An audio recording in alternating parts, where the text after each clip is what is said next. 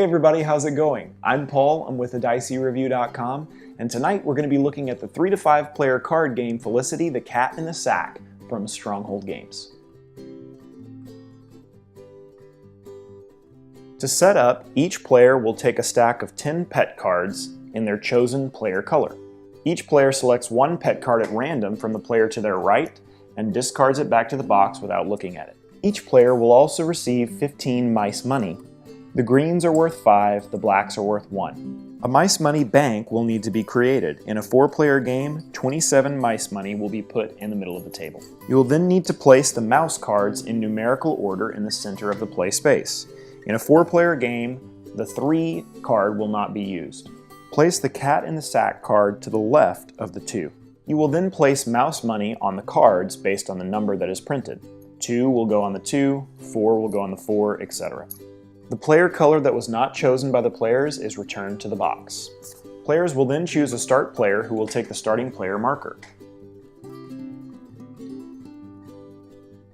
Felicity lasts for 9 game rounds. In each round, a group of face-down pet cards will be placed below the mouse cards. These face-down cards will form the cats in the sack and will be auctioned off to all players.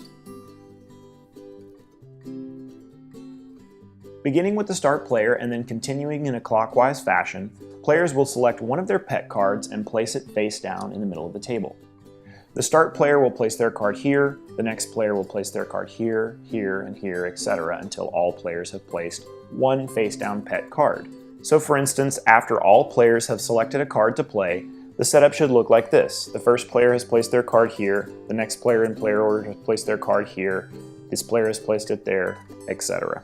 This row will represent the cats in the sack, which are available to be claimed by all players. After all players have placed one of their pet cards below the row, the start player will turn over their pet card and begin the auction. During the auction, each player has one of 2 options. They can bid any amount of mice money as long as it's not 0, placing that amount in front of them on the table. Or they may pass. The next player in turn order would then have the option to bid more mice money or pass. If the bid returns all the way around the table to a player who has already bid, they must increase their bid by adding more mice money or pass. Whenever a player passes, they take back all the mice money that they have bid so far this round and claim the mice money on the lowest numbered mouse card in the middle. The passing player cannot bid any more this round. Each time a player passes, they reveal the next pet card in the player row. This gives the other players bidding more information about whether or not they will want to continue to bid. When all the pet cards are turned over, there will only be one player who has not passed. That player pays their bid to the bank and then claims the contents of the cats in the sack row, which are all pets here. Then, cards will need to be resolved based on what type of card they are.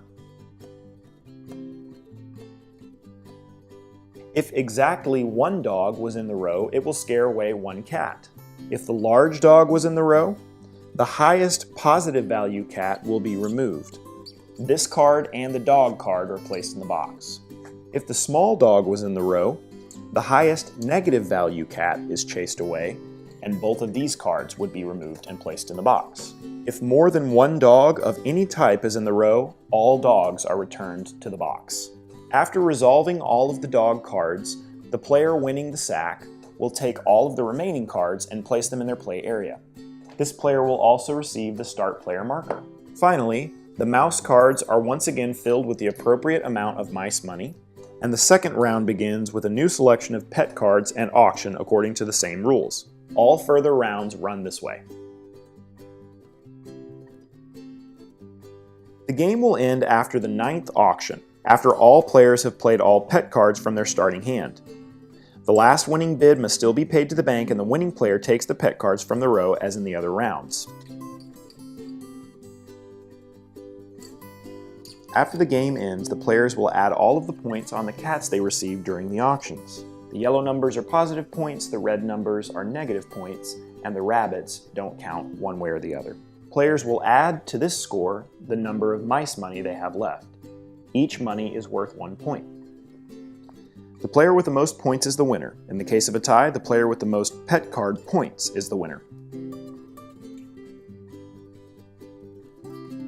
Thanks so much for watching, everybody. As always, we hope that the video was informative and helpful. If you have any questions, please email thediceyreview.com, and if you want to hear more from the Dicey Review, you can always check out our podcast on iTunes or pretty much any other podcast app. You can go to our YouTube channel at youtube.com/thediceyreview. You can visit our website, thediceyreview.com, or you can contact us on our Board Game Geek Guild. Thanks so much for watching, and until next time, we'll see you at the table.